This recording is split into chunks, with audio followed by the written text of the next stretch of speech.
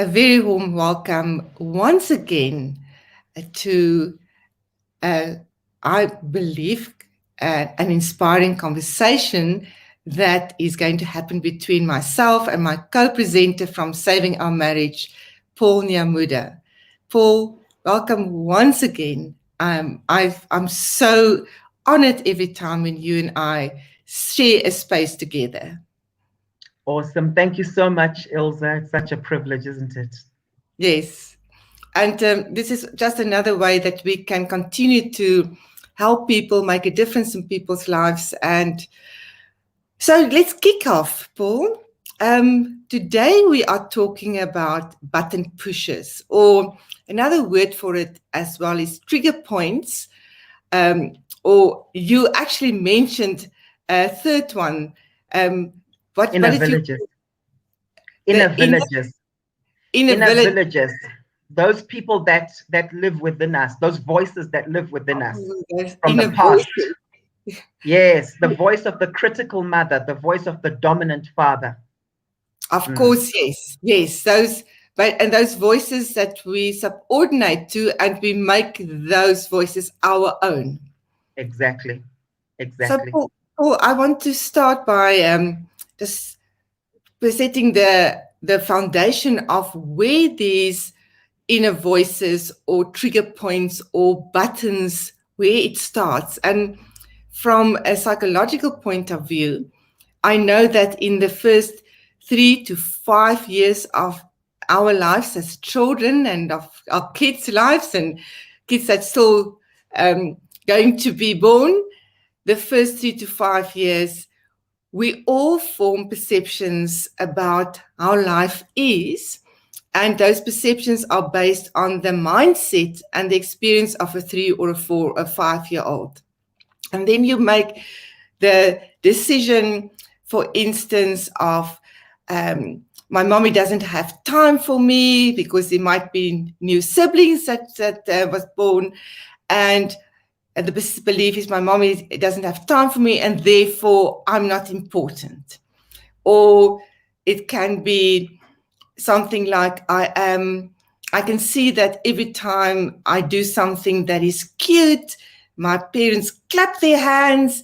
So I learn to be the doer, and I start to form that perception about myself that is important for me to be taking action and doing things so that I can please people. I know that those button pushes or those inner voices or the emotional triggers actually stay with us throughout our lives. And it stays in our subconscious mind. And then we are in relationships, and a partner or a friend or a family member or a colleague push a button, and out comes an emotional response that you actually don't know where's this coming from. Mm. And I think a great thing for people, for I believe that very true for myself, is to actually be in touch with what are some of those perceptions that I formed as a young child and that's still driving me today. Because Mm. then when it's not subconscious anymore and it's conscious, I can actually do something about it. So that is my understanding of where our buttons, our emotional triggers, where that comes from. How do you see, how do these buttons in us get into our emotions? Thanks so much, Ilze. I really agree with you, and I just want to build on what you've said. Around awareness. There's a guy called John Whitmore, and he once said, "That which I'm aware of, I can control. That which I'm unaware of controls me. Therefore, awareness empowers me." And when we're aware of these button pushes, we're empowered. We're empowered in our relationships. As we engage with someone else. And so, because your personality is formed in those formative years, we're not destroyed by our experiences. We're destroyed by the story we tell ourselves of our experience. And each person has a different story. So, for someone growing up in a dysfunctional family, they can experience pain, and one of them becomes the joker. They become the class clown. That's their way of dealing with the pain. But the other one becomes the loner or the lost child. They numb themselves to pain and they escape into some fantasy novel or give themselves a different identity. So we've got different coping mechanisms. But because of how we rehearse what has been said to us and how we've interpreted reality, because we rehearse it 1,000 times, 2,000 times, 3,000 times, that becomes a part of us. It becomes part of our self-concept. A good example of this, just speaking of inner villages, for example, my wife grew up in a family, my lovely wife, Tracy, she grew up in a family where her dad was quite a fiery red guy. He's mellowed out a little bit, but, you know, he had to be on time for things. So he's super early for whatever it is. We know that if our kids are going to be picked up by grandpa, you know, he'll say, I'll come at 3. And we say, kids, you know, you must be ready by 2:15 because grandpa is fetching you, you know? So it's a joke in the family. But when they would go on family holidays, it would be like, okay, we're all climbing up that mountain. You can't be late. Everyone has to do it. So if you parked off in a corner reading a book, that was seen as antisocial, all right? And so what's interesting is the inner villager that my wife has is this thing of she doesn't like keeping people waiting. So I still remember the one time we're traveling somewhere together. I get into the car first and I just switched the engine on because I just wanted to feel warm or put the aircon on or something. We weren't late, but she came out running out of the house and she was apologizing profusely, saying, sorry for keeping you waiting, sorry for keeping. And I'm thinking to myself, it was the sound of the engine being on that triggered an inner mechanism in her, you know? So with inner villages, someone can say something to you at 20 decibels, but you hear it at 60 decibels. But what's so powerful in a marriage is because we both understand this, there are times when she might say something to me in quite a calm way, but I might react at an escalated way. And she might say, my love, I'm at peace with what I'm saying, but you're reacting at another level. Are you sure it's not an inner villager? And then I have to explore and I see that, oh, that's why I was overreacting. There was an inner mechanism where I was already beating myself up about something beforehand. Paul, it is so true that we have these big sticks that we beat ourselves up with. And especially when that very perception that you formed in your early days, when that gets pushed. And for me, a button pusher is something that creates a perception of pain, a perception of challenge, and you have an emotional reaction because of your perceptions of pain and challenge. Yes. And of course, we as humans strive to rather experience pleasure and not pain, and to get support and not receive challenge. Mm. But I do know that it's a very valuable thing to understand what your buttons are, especially in a relationship, as well as, it doesn't matter what kind of relationship, and as well as for parents to understand that in their children, because I remember when my son was much younger, I thought I am teasing him in a very loving, affectionate way. But for him, that was a button that he was perceiving that I am thinking that he's not good enough. And he would really respond with anger. He would run to his room crying and slamming the door and saying, "You're so mean." And I realized that I've pushed a button in him. I remember another situation as well, when my daughter was also still at school. I mean, she's now an adult and made me a granny already. So we're talking about many years ago. And I was telling friends how well she's doing at school and how I'm so proud of her. And when we got home later, she said, "Mom, please don't do it. You embarrass me." And I said, that is an interesting observation. When I'm actually talking nicely about you, you're perceiving that I'm embarrassing you. And I had to really go and think about it, not judge her, not make her wrong for perceiving that she's embarrassed, but by acknowledging that and saying, well, I apologize. There was no intention from my side to do it. So we also do it with our children. But I think the way that we show and start to understand the buttons in our loved ones, our partners, our husbands and wives, that actually can become quite a red flag zone. So what do you want to share about why do we push the buttons and the emotional triggers in our partners knowing that you're doing it? You've recognized it. You have seen many times the reaction to it, and yet you continue to repeat it. Yeah, I think part of it, Ilze, is what's known as the tyranny of the familiar. You know, there in a relationship, there ends up being this cycle of familiarity. There's this cycle of this is how we do it. This is how we talk. I think that's the one thing. We get used to it. So when things are going well and there's no fighting and everything is at peace, we self-sabotage. We sabotage the relationship, you know?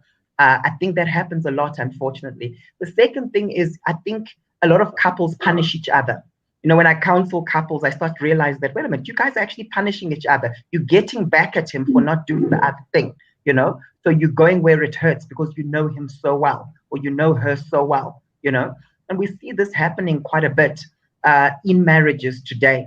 And I believe that it's also a case of awareness again. You know, I've got these cards, for example, these button pusher cards, you know, when their body language is aggressive, that's a button pusher.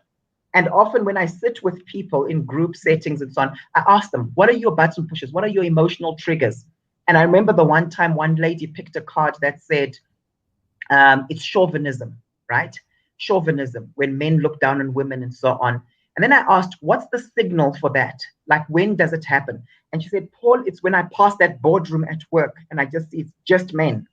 Then I say, well, here's a remedy for you. Ask yourself, what else could be true? When you start feeling triggered and it's pushing your buttons, ask yourself, suspend judgment and ask, what else could be true? Maybe those men have invited women to the meeting, but the women aren't coming in, you know? Maybe they want more women to be attending that particular session, etc. Then I like to ask people, where did that button come from? That button, that wound, where did it come from? And someone might say something like, Paul, I grew up in a family where it was boys and girls. The girls were smarter than the boys, but our parents just focused on the boys' education and they didn't do anything for us. As a result, I made an inner vow. And my inner vow was, never again am I going to let men bypass me or overtake me unjustly, you know? And that's why it's a button pusher for the person. So I think on the one hand, yes, we shouldn't push people's buttons on purpose. But on the other hand, those with the wound should also try and figure out, okay, where does it come from? Ilze is not my enemy. Paul is not my enemy. Maybe it's actually from way before, you know? Absolutely. It is to take that responsibility that we are co-manifesting, co-creating this. If my button gets pushed, I also have to go and see what is my contribution to it because I am doing the reaction.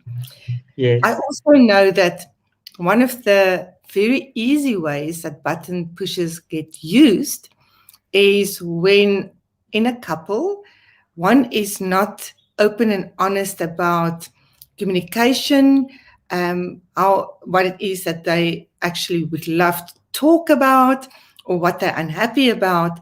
And then once they're in public and they are in that safety with other people around them, that the comments will come out and you can hear the little daggers. That is, so if you're around a dinner table and there are lots of, you know, a couple of guests, that, and I find it is equally men and women doing it, where they will use the safety of a social environment to make those sniggering comments or those hurtful comments about their loved one. And that is something that when I hear that, I actually cringe, because what comes up in my mind is that you got attracted to your complementary opposite. So when you are making nasty comments, in front of other people about your spouse or your partner, what is it saying about you? You've chosen this person. This was your choice. Why have you made such a bad choice then? If you are, which is reflected by the way you are now throwing the darts at him or her.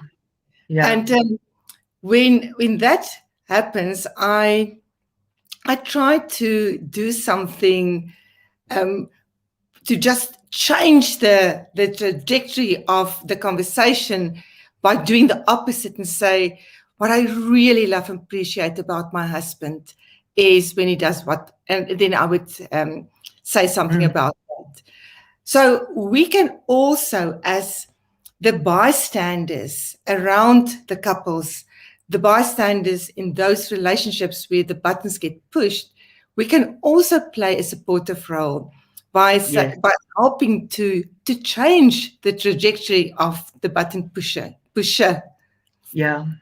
And it's not always easy because it's going against the grain, isn't it? Especially when you've got a number of people who are just, making certain remarks about what a typical wife is like or a typical husband in a very dishonoring way. But I think it's so powerful and so refreshing when that happens. And I've observed that in you, you're very honoring of your husband, in group settings and so on. And it's beautiful. It's awesome. Well, it's a reflection of a great choice I've made. Exactly. I think that's so crucial. And I want to just say something, Ilze, and I know you'll have something to say about this, but when it comes to understanding emotional triggers, it's also important just to understand how the brain works with regards to this. Because I think a lot of people get into protesting mode, where instead of communicating their needs, they protest. And that's why they end up being that sniper. I call it the sniper, who could have said something to you one-on-one, but now in a public setting, they're out to get you. And what they're saying is often true. It's factually true. So you end up stunned with it, stunned by it. But I just want to talk a bit just in terms of how our brains work, because it's almost like, if a lion walks through the door, our natural instinctive response is to literally run away, flight, fight, or freeze, and I think because the brain doesn't necessarily distinguish between a lion walking through the door and someone who intimidates you walking through the door, we tend to end up in that flight, fight, or freeze mode instead of actually using our prefrontal cortex of our brain and the logical, rational part and thinking through certain things. And I think because of that, we bypass that and we go to the amygdala and our emotional center and we react. And I think often in fights, I've noticed with couples, we escalate to that mode instead of pressing pause, reframing the conversation and actually saying, what's actually going on here? Why is my wife protesting? Why is my husband protesting? Oh, maybe it's a button that was pushed. Let me just inquire. And the technique I encourage people to often use is to get into question asking mode. Because if I'm arguing with you and we've escalated emotionally, but if I switch into, Ilze, how did that affect you? Can you explain to me how? You're now using the thinking part of your brain. You become less emotional, and we easily have a conversation. And so for me, I think that's important. So, Paul, I so agree with your explanation of the brain, because when you go into that fight, flight, or freeze, it's because you are in your primitive brain, your reptilian brain here at the back of your head. And no relationship and no individual can thrive when they're in fight, flight, or freeze. And it's to really take that responsibility by saying, I am one of the human race, and the human race, the only ones on this planet that we know of that has the ability to function in the executive functioning in the frontal cortex, and that is where you have self-governance. Yeah. And self-governance is when you take responsibility for yourself and for your reactions and for how you are with other people. I know it's hard work. It takes a lot of self-reflection, a lot of inner work, but I keep on saying this. The biggest gift you can give another human being, the biggest gift you can give any relationship is to grow yourself. Yeah. And if I Yeah. if I sit with couples, I help them to see what it is what are their primary beliefs that they have about themselves. Like, I'm not good enough, I'm not important enough, I must always show up and do my best, otherwise I'm not accepted, I must be the pleaser, I must be careful how I do things, otherwise I'm going to be in trouble. I mean, those are just a couple of the internal decisions that actually then form the foundation of how we do life. But when you are getting aware of that, you start to grow yourself, you empower Yeah. yourself, and you take responsibility for managing and learning to say give yourself different messages. Yeah. Not my task to please everybody. Exactly. I'm going to be caring and not careful with people, because Yeah. careful means I'm walking on eggshells. I'm too scared to say what's on my mind. But when I choose to be caring, I am in a very different mindset. It takes absolute courage. It takes a deep heart's desire to do that. And it also takes love for yourself and for another human being. You know, Ilze, to build on what you're saying, I often get people to make a list of their misbeliefs, because very often it's misbeliefs, or what I sometimes call debilitating rules that we create for ourselves. Because behind every behavior or emotion, there's a belief system. So those misbeliefs, it's lies we've believed, basically, or debilitating rules we've created for ourselves. Like, I remember one lady I was coaching, her debilitating rule she had created for herself was around, I need to be a mom like my mom was. That's the mom my kids need. And her mom was a classic nurturer, you see. And so that just put her under a lot of pressure. And that was what was actually draining her. She thought, oh, my kids are draining me. But it wasn't that. It was the debilitating rule that I have to be a mom like my mom is, or my mom was. And then the guilt was what was draining her, because she never met that expectation. Then after they make a list of those debilitating rules, of those misbeliefs, next to them, they write out the counter argument. Because, there's that psychology of thought suppression. You can't really just suppress your thoughts, you have to displace them with new thoughts, that kind of thing. So I think that's so important, getting people to actually do that type of exercise, like you're saying. And then also the power of visualizing. A lot of times people just think of, oh, let me visualize my future 5 years, 10 years from now. But you can also visualize what your afternoon is going to be like. And that's the unique thing about us as human beings. We've got the power to aspire. And so I often say to people, you know what? When I get onto the highway and I'm on my way back home, I need to put my dad cap on. I need to put my husband cap on. I need to visualize, how am I going to show up when I pitch up at home? And how am I going to respond and not react? And when I can picture myself showing up, how I've pre-decided I'll show up, it becomes so powerful. Otherwise, then I'm just in reaction mode. A lot of us are very good at preparing to go to work. Few of us are good at preparing to go back home afterwards. It's a very, very important. I so support that. Prepare to go home. Not only Prepared to go home. And yeah. also, Ilze, understanding what happens in our physical bodies when we are in an escalated mode. So it's not healthy always being triggered, because you flood your system with cortisol, your stress hormone, and it stays in your system for a good 4 hours, and you can't be productive. So if you get triggered by people cutting in the traffic in front of you, at 8 o'clock in the morning on your way to work, right? And then you triggered again at 12 noon when you have a fight with your boss, that's your whole day gone in terms of productivity. So true. So true. So let's use the last couple of minutes and help our viewers to know how can they actually identify their button pushers or their emotional reactions. the ones that they repeat often, and how do we recognize our loved ones? So one way that I know what my husband's button pusher is he will say the same, he will give me the same reaction when we have an argument or we are in a place of conflict. He will tell me I am doing something the whole time to him. I'm pointing a finger, I'm criticizing.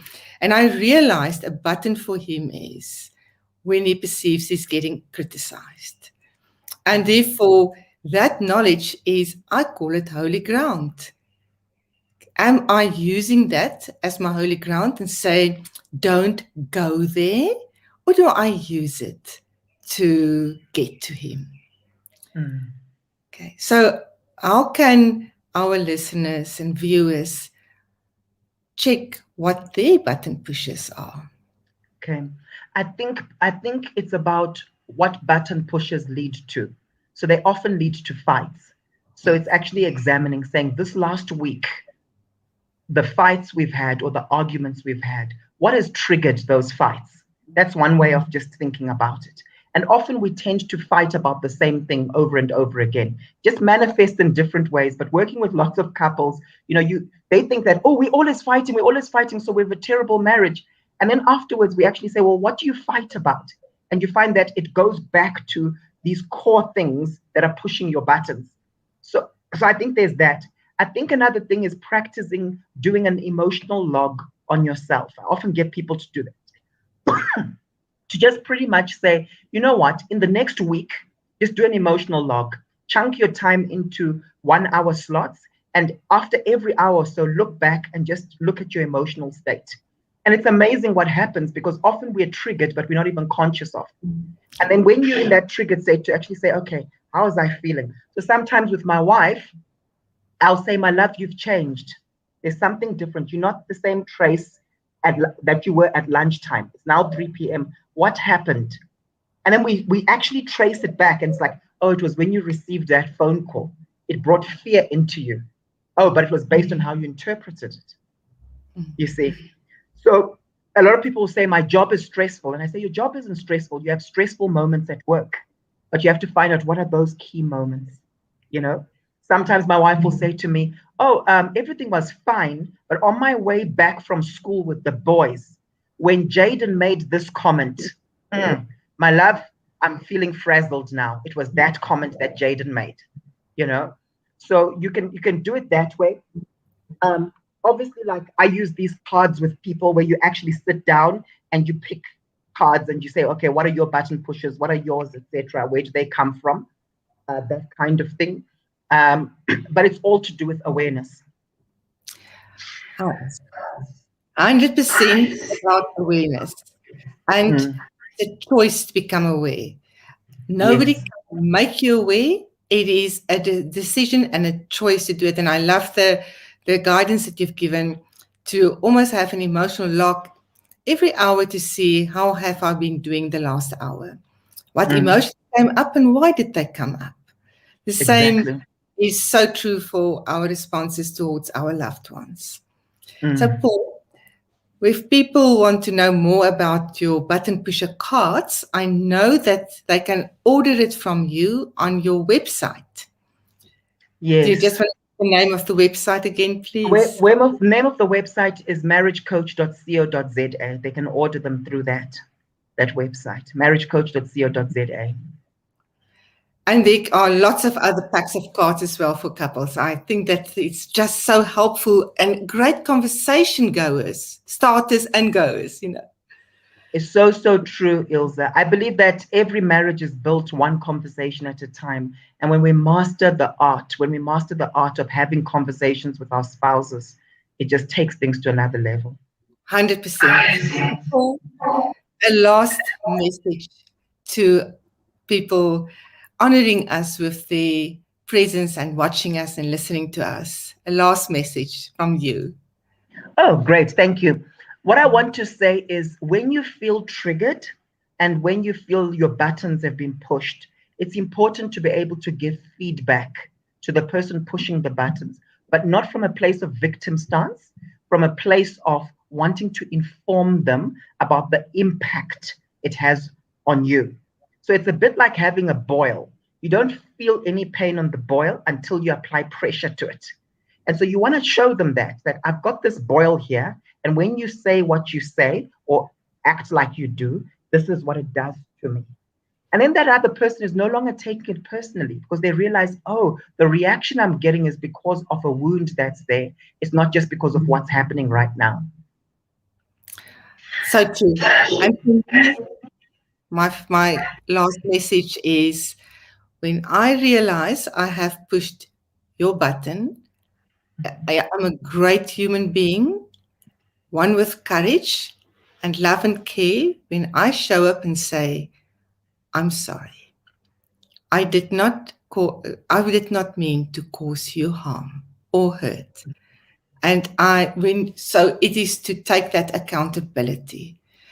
I want to say this again, it takes courage to do it because most people are a little bit too proud to say, I'm sorry. So true.